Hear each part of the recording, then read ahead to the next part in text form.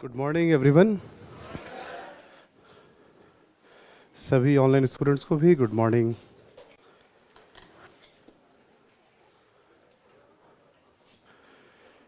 तो हम लोग इस समय वैदिक काल पे बात कर रहे हैं, करेक्ट?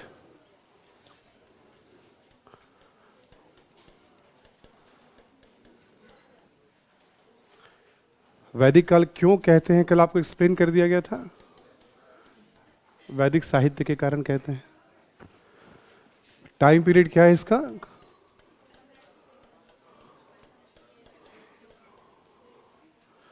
आज से लगभग 3,500 साल पहले। आज से बात करें तो हम 2000 साल इधर हो गए, 1500 साल उधर हो गए। आज से लगभग 3,000-3,500 साल पहले। ठीक, दो भागों में बांट कर पढ़ते हैं इसे हम, ऋग्वैदिक काल और ये भी कल एक्सप्लेन कर दिया गया था आपको, सोर्स के कारण और जीवन यापन में बदलाव के कारण। ठीक, इसके बाद जो क्षेत्रीय ज्ञान है, भौगोलिक ज्ञान है, ऋग्वेद से क्या पता चलता है, उत्तर वैदिक साहित्य से हमें किन क्षेत्रों की जानकारी मिलती है। हमें ऋग्वेद की जब बात करते हैं तो मोटे तौर पे पंजाब, हरियाणा, अफगानिस्तान का कुछ क्षेत्र, पश्चिमी उत्तर प्रदेश, इन क्षेत्रों की बात होती है। उत्तर वैदिक साहित्य की बात करते हैं तो इन क्षेत्रों के साथ साथ बिहार तक का उल्लेख, नर्मदा नदी का उल्लेख, यानी उत्तर वैदिक ग्रंथों में आप देखोगे नए नए क्षेत्रों, नदियों की जानकारी मिल रही है। पश्चिमी उत्तर प्रदेश को सर्वाधिक महत्वपूर्ण माना गया है उसमें। ठीक है, तो जैसे ऋग्वैदिक काल में सप्त सैंधव क्षेत्र की चर्चा होती है, वैसे उत्तर वैदिक काल में पश्चिमी उत्तर प्रदेश की चर्चा होती है। ठीक है, दूसरी बात आपको स्पष्ट कर दी गई थी। अब इसी पे हम लोग आगे देखेंगे वैदिक अर्थव्यवस्था, वैदिक कालीन अर्थव्यवस्था, है ना।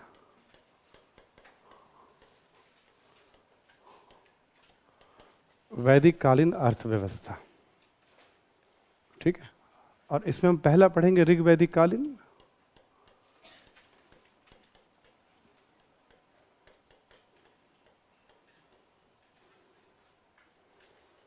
ठीक है, पहला हम पढ़ेंगे इसमें हम ऋग्वैदिक कालीन। ऋग्वैदिक काल में यानी 1500 से 1000 ईसा पूर्व के बीच में ये जो पश्चिमी अफगानिस्तान और पश्चिमी उत्तर प्रदेश के क्षेत्र था, वहाँ पे इस साहित्य से हमें किस प्रकार की आर्थिक गतिविधियों की जानकारी मिलती है। तस्वीर एकदम साफ हो रहा है ना। पर्टिकुलर उस क्षेत्र की बात हो रही है, पहली बार कोई साहित्य मिल रहा है हमें। ठीक है, चर्चा करेंगे हम साहित्य वाले सेक्शन में, है ना। अर्थव्यवस्था पढ़ते हैं तो अब तो फ्रेम क्लियर है सभी को, क्या पढ़ते हैं उसमें हम? कृषि, पशुपालन, शिल्प, व्यापार, सिक्के, शहर, इसके बारे में जानकारी लेनी है हमें। ये फ्रेम हमेशा यूजफुल होगा आपके लिए, क्योंकि जब राइटिंग करोगे ना, कभी आर्थिक सामाजिक ऐसे ही पूछे जाते हैं मेंस में। इस बार भी पूछा गया था, वैदिक काल पे ही पूछा गया सवाल। ठीक है, तो ऋग्वैदिक कालीन, है ना। अब ऋग्वेद में कृषि से ज्यादा पशुपालन को महत्व दिया गया है। ठीक, ऋग्वेद में कृषि से ज्यादा, मैं भी लिखवा रहा हूं आपको, पशुपालन को महत्व दिया गया है। तो ऐसा माना जाता है कि अर्थव्यवस्था का जो मुख्य आधार था वो पशुपालन था। खेती भी है, क्योंकि खेती का ज्ञान एक बार नवपाषाण में आ गया तो कहीं जाने वाला नहीं है। वो तो 2023 अब जाने वाला है, 24 तक, मतलब वो ज्ञान की परंपरा तो आज भी चल रही है। बट अब केवल साहित्य को आधार बना ले तो पशुपालन को आधार माना गया। पशुओं का ज्यादा उल्लेख है, पशुओं के लिए युद्ध का उल्लेख है, भूमि के लिए युद्ध का उल्लेख नहीं है। पशुओं के लिए मंत्र हैं, भूमि के लिए कोई मंत्र नहीं है ऋग्वेद में। तो पशु से संबंधित, गाय से संबंधित बहुत सारे शब्द हैं। गौ शब्द खूब आया है उसमें ऋग्वेद में, है ना। तो गौ को कई बार गाय तो है ही, प्लस अन्य पशुओं का भी सिनोनिमस माना गया है, पर्यायवाची माना गया। इससे पता चलता है कि गाय उनके जीवन में बहुत ज़्यादा महत्व रखता है। इसका एक आधार ये है, ये माना जाता है कि जो ऋग्वेद का जो संकलन हुआ है, जो ज्ञान डाउनलोड किया है उस समय के ऋषियों ने, आज की भाषा में कहें तो उन लोगों ने डाउनलोड किया है। ठीक, आज की भाषा में कहें हम तो ऋग्वैदिक ऋषियों ने जो सृष्टि में ज्ञान था उसको डाउनलोड किया है। रचयिता नहीं माने जाते, लिखे नहीं है वो ज्ञान था, उसे परसीव किया और उसे लोगों तक पहुंचाया, सृष्टा माना जाता है उन्हें। ठीक है, रचयिता नहीं माना जाता उन्हें, सृष्टा माना जाता उन्हें। ठीक है, तो ऐसा माना गया है कि ये जो ऋग्वेद लिखने वाले हैं, संकलन करने वाले जो लोग थे उस दौर में, या ज्ञान को बढ़ाने वाले, ये बाहर से आए हुए लोग थे, पशुपालक लोग थे, खाना बदोश लोग थे, एक जगह से दूसरी जगह। तो जो उनका मूल पैटर्न पशुपालन था, धीरे धीरे यहाँ देखेंगे जब खेती की अच्छी स्थिति तो फिर वो एक जगह रहने लग जाएंगे वो। ठीक है, वरना वो अपने मूल व्यवसाय पे टिके रहते थे वो, उसके पीछे कॉन्सेप्ट है। कृषि का भी ज्ञान है, पूरी प्रक्रिया का उल्लेख है, फसलों को बोने से लेकर फसलों के काटने तक। और वैसे फसल में जौ या यौ का ज़्यादा उल्लेख है, उसी का उल्लेख आया है। जैसे गाय के साथ साथ अन्य पशुओं का पर्यायवाची है, वैसे ही यौ या जौ के साथ साथ अन्य फसलों का पर्यायवाची हो सकता है। ठीक है, अन्य फसलों का पर्यायवाची। बट आप देखोगे स्वास्थ्य के पॉइंट ऑफ व्यू से जौ या बार्ली बहुत उपयोगी है।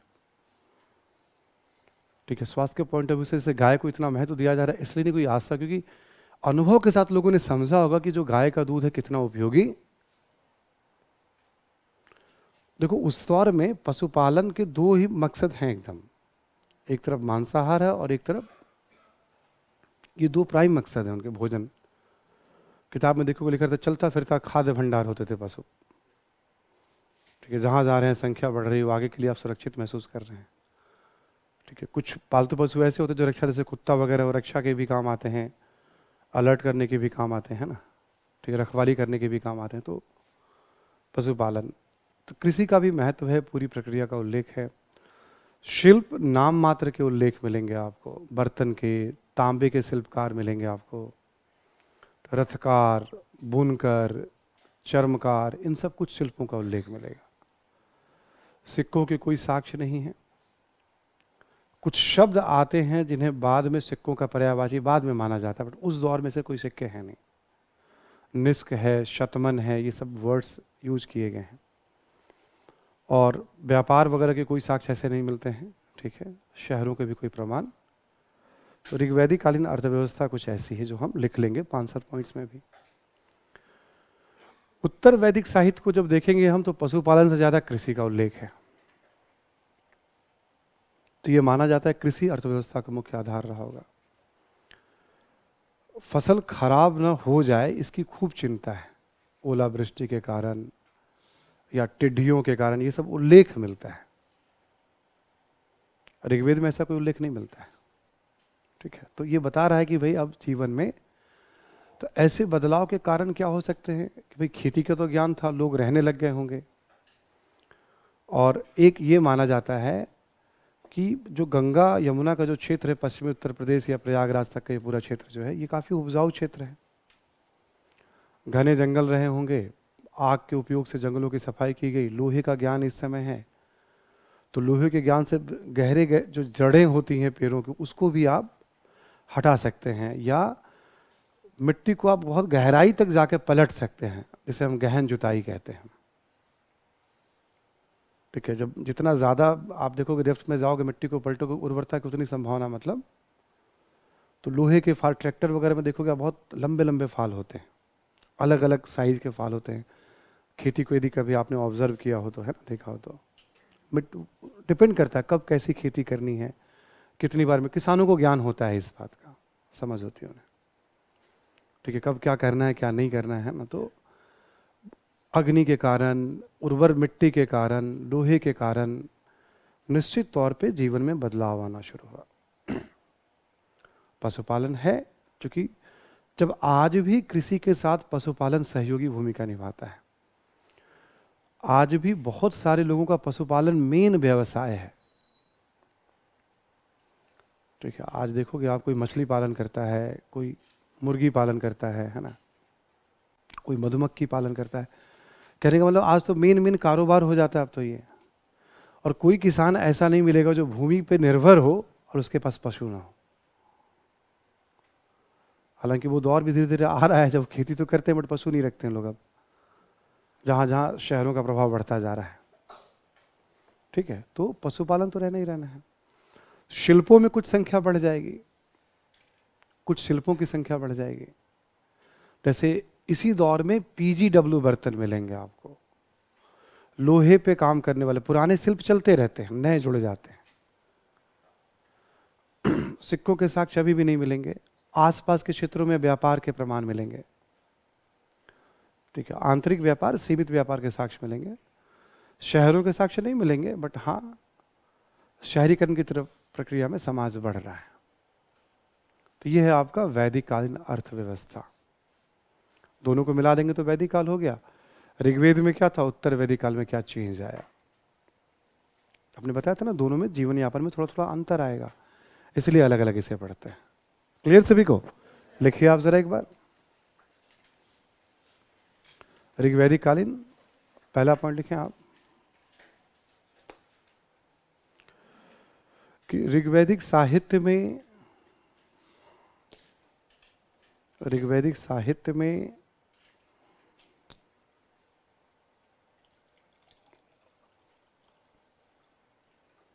ऋग्वैदिक साहित्य में कृषि की तुलना में पशुपालन को अधिक महत्व दिया गया है।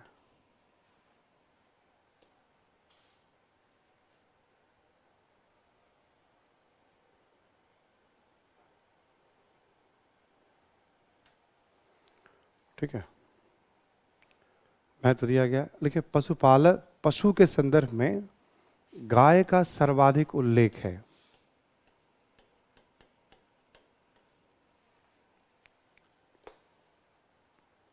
पशु के संदर्भ में गाय का सर्वाधिक उल्लेख है।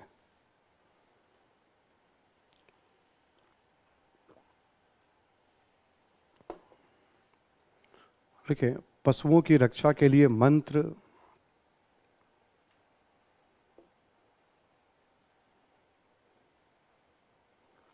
पशुओं की रक्षा के लिए मंत्र एवं पशुओं तथा चारगाह के लिए, पशुओं तथा चारगाह के लिए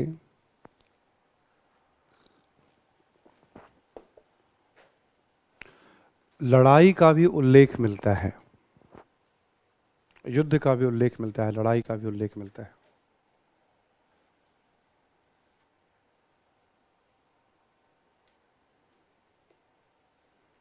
ठीक है, एक बार पीछे तक आवाज क्लियर आ रही है ना सभी को?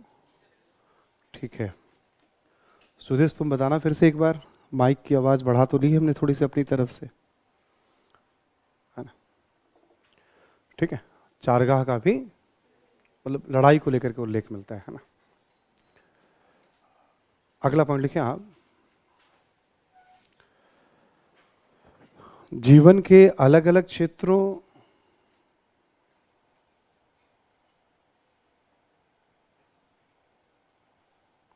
जीवन के अलग अलग क्षेत्रों के लिए, ठीक है, पशु या गाय से संबंधित शब्दों का प्रयोग किया जाता था।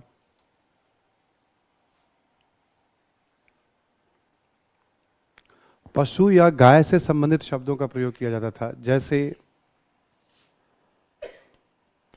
जैसे राजा को गोपति,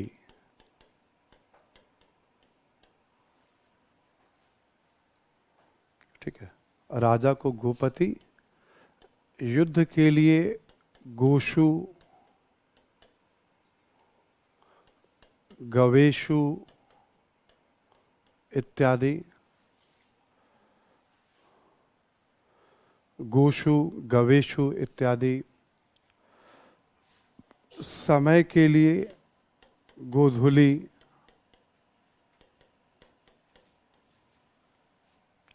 समय के लिए गोधुली इत्यादि। शाम का जो प्रहर होता है उसे गोधुली कहते हैं। गाय जब लौटती है ना, सूर्यास्त के बाद गाय देखोगे अपने जहाँ रहती हैं वहाँ लौटना शुरू करती हैं, तो धूल उड़ाते हुए चलती हैं। तो दूरी के लिए गौयुति या गवयुति, ऐसे करके बहुत सारे गाय से मिलते जुलते शब्द हैं जो बताते हैं कि अर्थव्यवस्था में गाय का ज्यादा महत्व है यदि ऋग्वेद को आधार बनाए तो हम। ठीक है,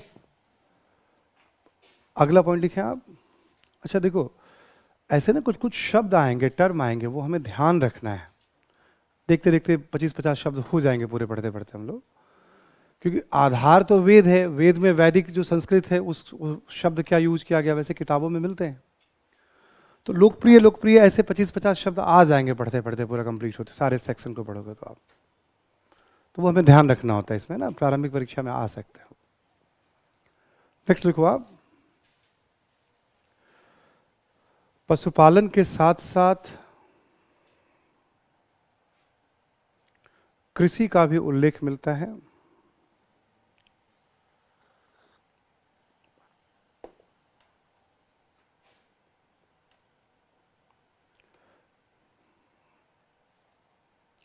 देखिए, कृषि से संबंधित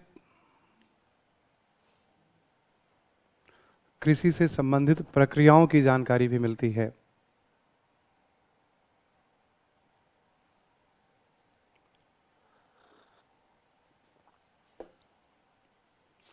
प्रक्रियाओं की जानकारी भी मिलती है, जैसे कृषि से संबंधित प्रक्रियाओं की जानकारी भी मिलती है।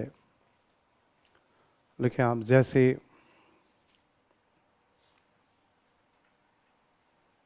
लिखें आप, जैसे बुआई, फसलों की बुआई, कटाई, सिंचाई, बुआई, कटाई, सिंचाई इत्यादि।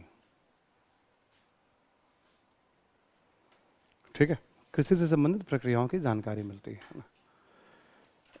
अगला पॉइंट लिखें, भूस्वामित्व का उल्लेख नहीं मिलता है।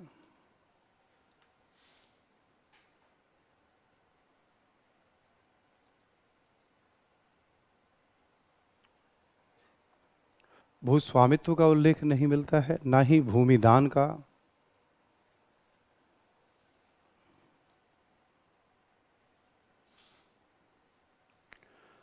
पशुदान का उल्लेख है, उसे बड़ा पवित्र माना गया है ना, बट भूमिदान का इस समय उल्लेख। तो ये सब बताता है कि जो ऋग्वेद के रचनाकार हैं उनके जीवन में अभी उतना ये महत्व नहीं रख रहा है जितना पशुपालन महत्व रख रहा है। ठीक है, आगे लिखें आप। कुछ शिल्पों का भी उल्लेख मिलता है।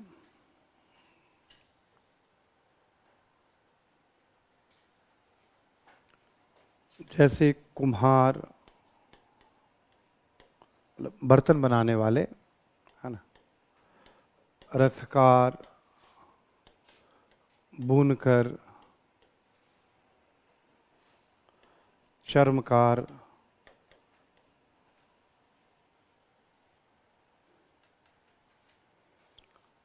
चर्मकार, तथा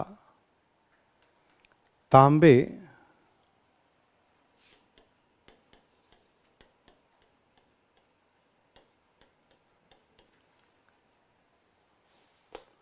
तांबा को अयस कहा गया है ऋग्वेद में, तथा तांबे से संबंधित शिल्प।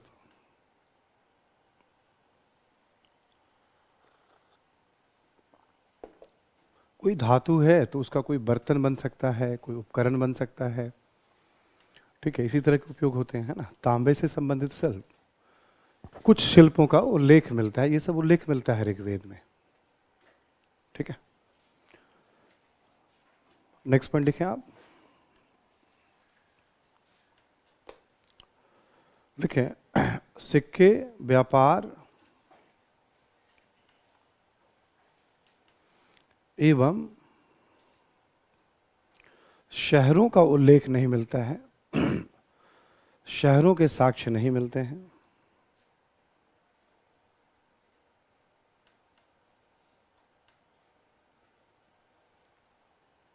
ठीक है, नोट करके कुछ और इंफॉर्मेशन लिख लीजिए आप। ठीक है, एक तो लिख लें आप, यौ या जौ का फसल के रूप में उल्लेख मिलता है।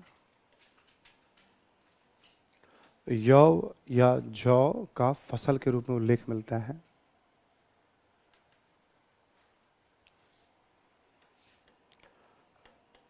निष्क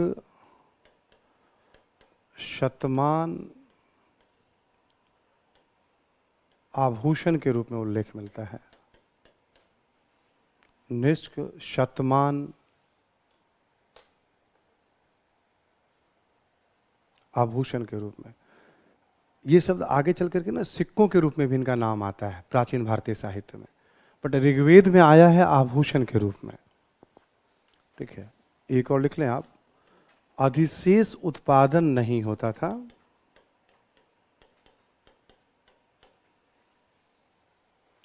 अधिशेष उत्पादन नहीं होता था, अर्थात निर्वाह अर्थव्यवस्था थी।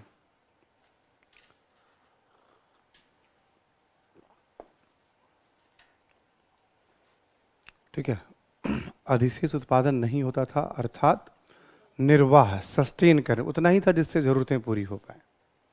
इसको हम लिख सकते हैं मेन उसमें भी, कृषि वाले पॉइंट्स में भी लिख सकते थे इसको हम, बट कॉन्सेप्ट इंपॉर्टेंट है, ऑब्जेक्टिव में भी हेल्प करेगा, लिखने में भी यूज, सब लिखने में यूज कर सकते हैं आप। ये और दोनों पॉइंट को कृषि में यूज कर सकते हैं आप। ठीक है ना, इसको आप सिक्कों के साथ यूज कर सकते हैं आप लिखना चाहें तो। ठीक है, तो ऋग्वेदिक अर्थव्यवस्था से संबंधित जो प्रमुख बिंदु हैं उसी पे टिके हुए जो हम लोगों का एक फॉर्मूला स्ट्रक्चर है कि उस पर ही हमने बात। उत्तर वैदिक काल में अब क्या बदलाव आएगा, लिखें आप। उत्तर वैदिक कालीन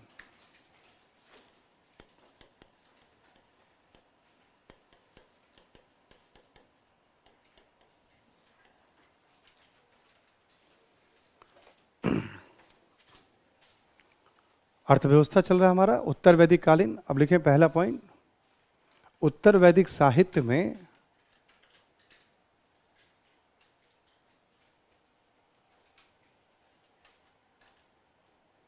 पशुपालन की तुलना में कृषि को अधिक महत्व दिया गया है।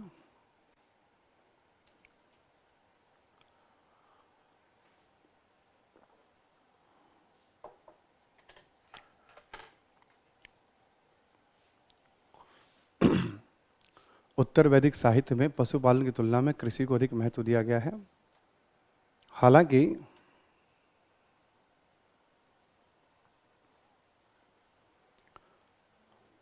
कृषि के साथ साथ पशुपालन का भी महत्व था।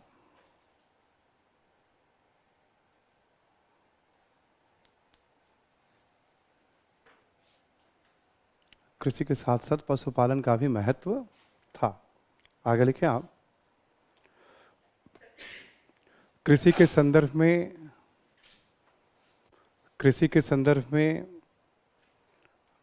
गहन जुताई, जैसे 12-12 बैलों का उपयोग किया जा रहा है, आर्य शर्मा लिखते हैं 8-8, 10-10, इस तरह से खूब उल्लेख मिल रहे हैं मतलब खेती में, है ना। कृषि के संदर्भ में गहन जुताई, कौमा, कृषि से संबंधित खतरों का उल्लेख, जैसे ओलावृष्टि,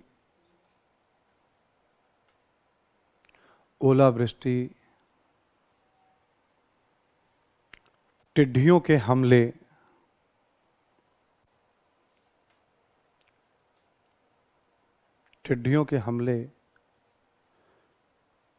इत्यादि इसके महत्व को बताते हैं।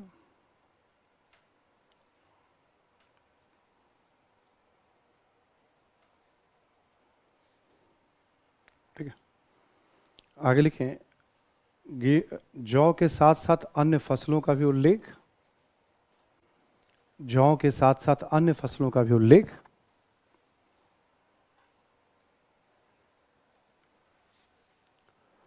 जैसे गेहूं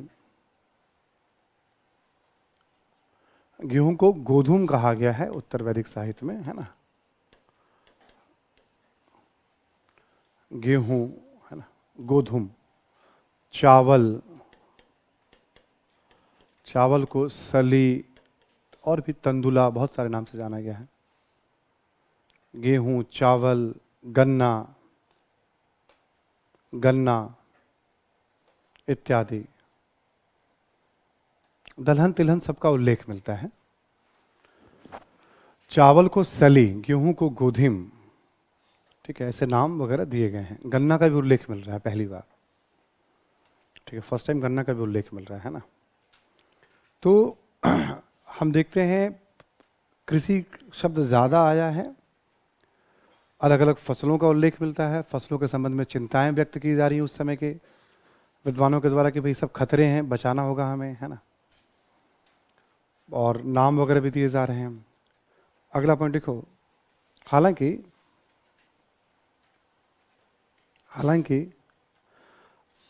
अभी भी अधिशेष उत्पादन नहीं था,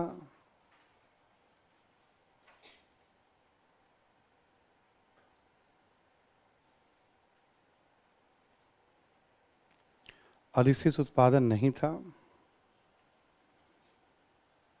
ठीक है, अभी भी अधिशेष यानी आवश्यकता से अधिक उत्पादन नहीं हो, उत्पादन बढ़ा जरूर है, ठीक है, बट अभी भी अधिशेष उत्पादन और ना ही भू स्वामित्व का उल्लेख मिलता है।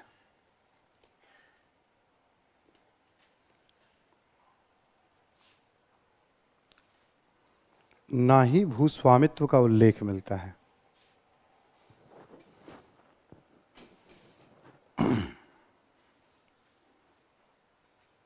ठीक है, ना ही भू स्वामित्व का उल्लेख मिलता है। तो ये हो गया कृषि पशुपालन से संबंधित जानकारी। अगला पॉइंट लिखें,